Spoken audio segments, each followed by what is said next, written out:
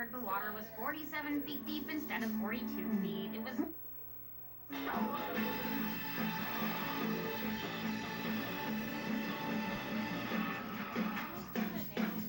What?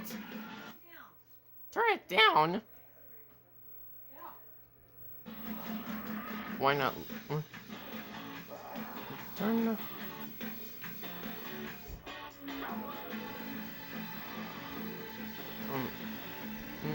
No.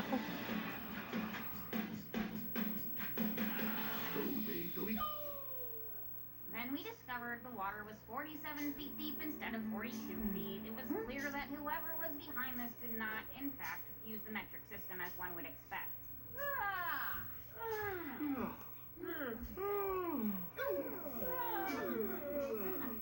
Excuse me.